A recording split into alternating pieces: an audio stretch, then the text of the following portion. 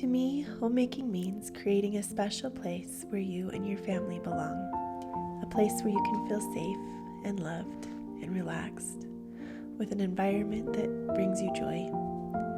This doesn't mean that our homes have to look perfect with beautiful decorations and always clean.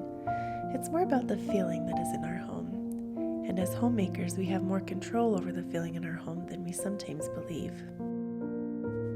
There are several habits that we can try to implement to help us create that feeling of peace and calm. This isn't a list of things that you have to accomplish every day, but rather something to look back on to reflect on what things you might want to improve on day to day.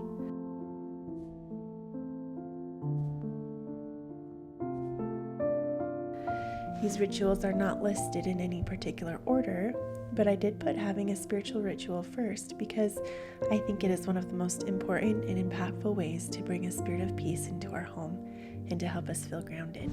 Spending time in scripture, talking to God, and having a gratitude practice are things that I try to fit into every day. I can feel the difference on the days that I do these things compared to the days that I don't. If you can dedicate a lot of time to this, great. But if you can only squeeze in a few minutes here or there, you will still see amazing benefits.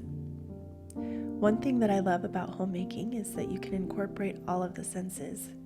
One of the rituals that I like to implement is to create a calm and joyful environment using as many different senses as I can. You can create calm for the sense of sight by keeping your home decluttered and choosing soothing decor pieces that you love. You can create calm for the sense of smell by lighting a candle or by baking or cooking a delicious meal. This also creates joy for the sense of taste. You can create calm for the sense of sound by turning on some beautiful music. I love some of the classical playlists on YouTube that are paired with art. Whatever you choose, try not to have super stimulating music on throughout the day, or you may find your dream of peace unreachable. You can create calm for the sense of touch by keeping a variety of smooth and soft textures around your home, and also through providing physical affection. An important ritual in keeping a peaceful home is to take care of your health and the health of your family. It is so important to create healthy meals. Try to make them from scratch as much as you can. If that is something you are not able to do, simply try to make the healthiest choices possible.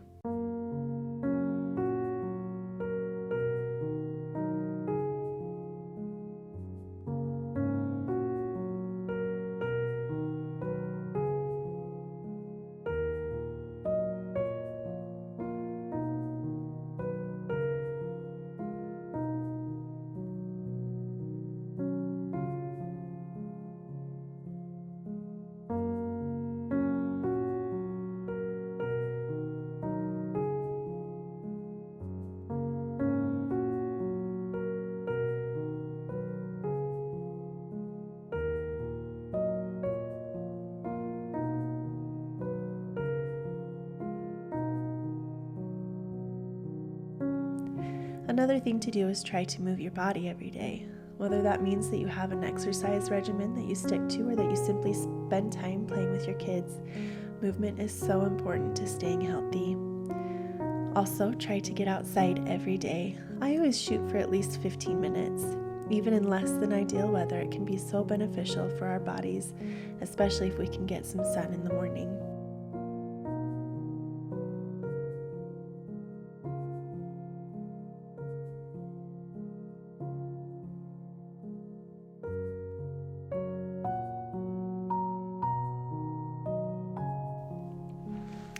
Another ritual that is important as a homemaker is to set up and follow systems that help your home run smoothly.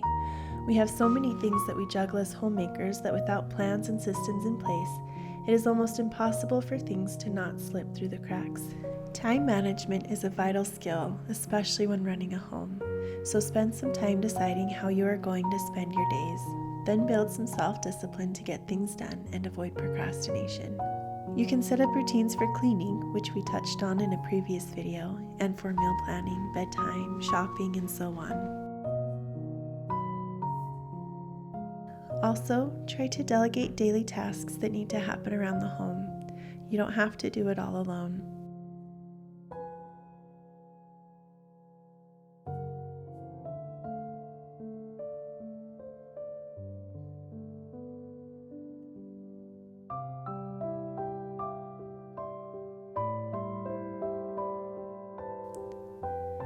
The fourth ritual that should be a part of your life is to purposefully develop relationships. Spend quality time with your kids and your spouse daily, and try to catch up with friends and family when you can. Relationships and community are so important to our mental health. And the last ritual has to do with maintaining our mental health. Remember, if you need some outside help, please find some. But here is a list of things I have found that can be helpful. I already touched on having a gratitude practice, but I think it is important enough to talk about twice.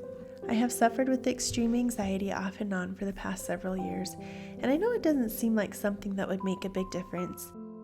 But once I got very intentional about having a gratitude practice, it helped my anxiety so much.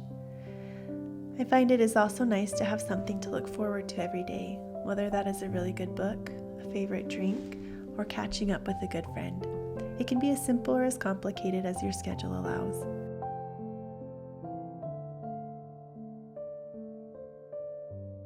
Spending time on personal education is also beneficial for our mental health. You can learn a new skill, develop a hobby, or pursue more academic knowledge.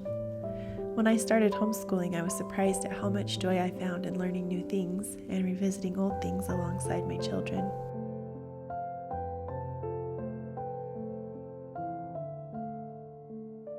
Another thing important for our mental health is to eliminate or limit things that can be harmful. Every once in a while, spend some time contemplating what things might be causing you to feel frazzled, dysregulated, or depressed. Some common culprits include social media, not getting the right food or eating at the right times, missing too much sleep, not being connected with God, and allowing too much stress into your life. If any of these jump out at you, implement a plan for fixing them. And if life is too overwhelming, ask for help. God didn't put us on this earth alone. We are to help bear one another's burdens. And that means sometimes bearing others' burdens, and sometimes we need to let others help us bear ours. As you build a place of refuge and belonging, I hope and pray that you are able to find peace and joy in your journey.